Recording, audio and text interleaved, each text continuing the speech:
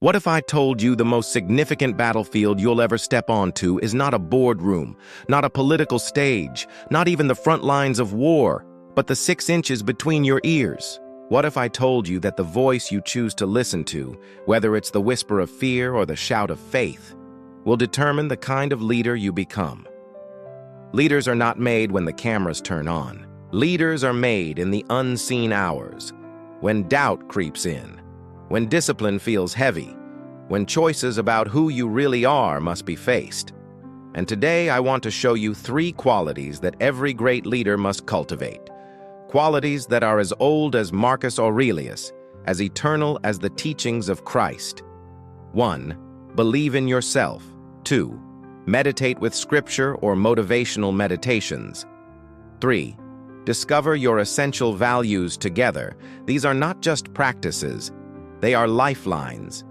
They are the difference between leaders who crumble under pressure and leaders who inspire generations. 1. Believe in yourself. The Stoic philosopher Epictetus once said, "No man is free who is not master of himself."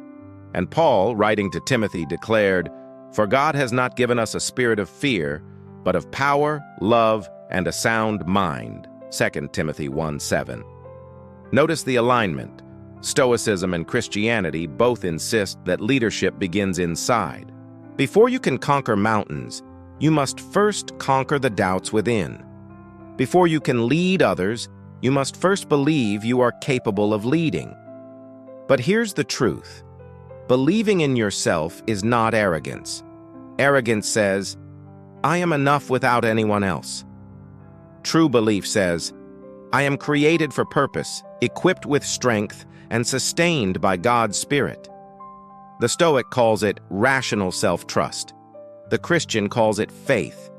Either way, it's the refusal to be defined by fear. Think of David before Goliath. He was a boy armed with nothing but stones, yet he believed, not in his own strength alone, but in the God who had never failed him. Think of Marcus Aurelius, facing the weight of an empire. In his meditations, he wrote, "You have power over your mind, not outside events. Realize this, and you will find strength." Both voices, king and emperor, shepherd and philosopher, tell us the same truth. The leader who believes in himself becomes unshakable. So, I ask you, what giants in your life have you been avoiding because you've forgotten who you are? What fears have you allowed to shrink your voice? Leaders must rise. Leaders must believe. 2. Meditate with scripture and motivational meditations. Leadership is noisy. The world will bombard you with distractions, opinions, and chaos. If you do not set aside sacred moments to silence the noise, you will be overwhelmed by it.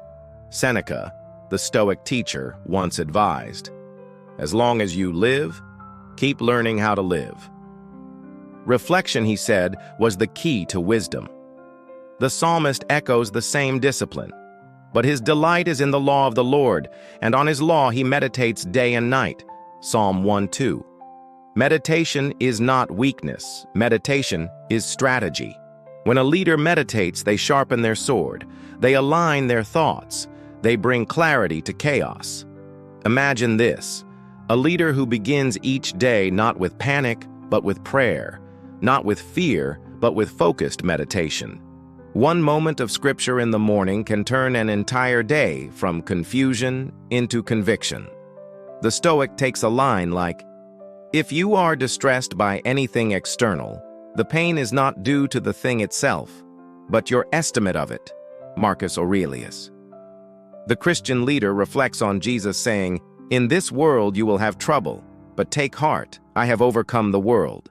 John 16:33. Meditation ties these truths together.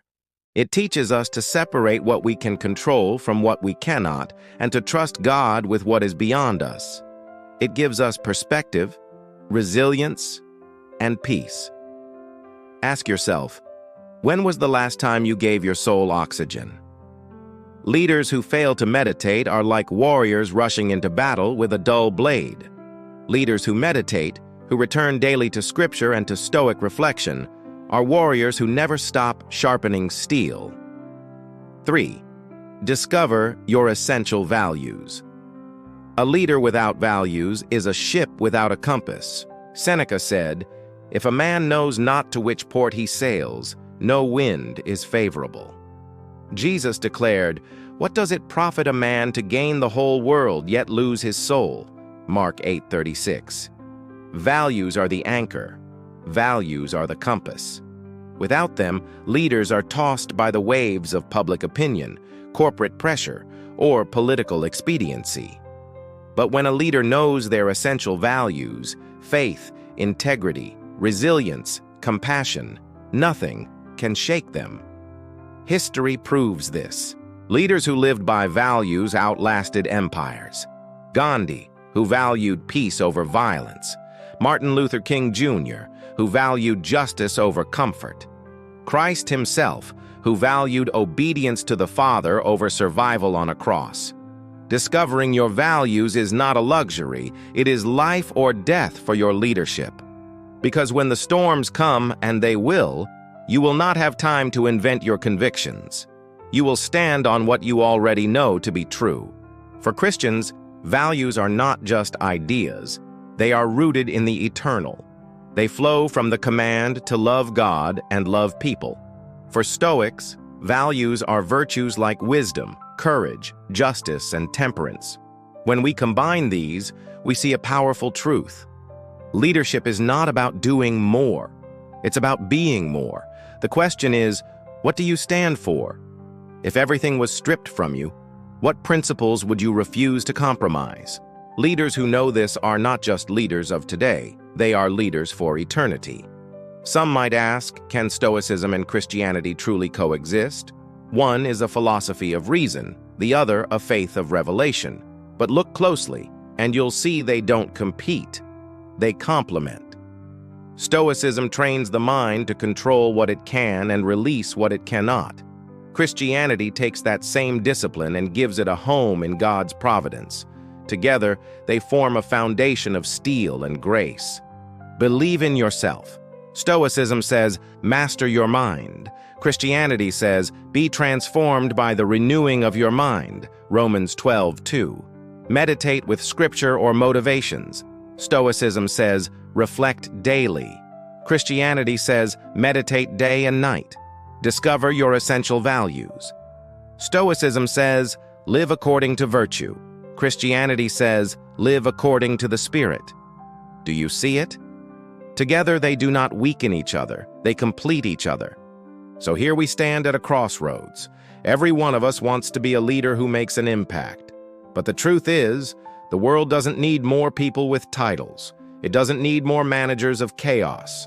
It needs leaders of conviction. And that starts with you. Believe in yourself.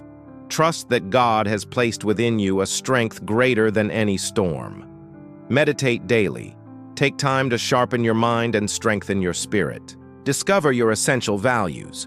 Know who you are and refuse to trade it for applause or convenience. Because when you do, something happens. Fear loses its grip. Confusion bows to clarity. And your leadership becomes a beacon, like a lighthouse in the storm. Marcus Aurelius once wrote, waste no more time arguing what a good man should be one. And Jesus said, let your light so shine before men that they may see your good works and glorify your Father in heaven. Matthew 5:16. The world is waiting for leaders who are both steel and sanctuary. Leaders who live with discipline, but also with divine hope. Leaders who walk into darkness not with fear, but with fire. So I leave you with this charge.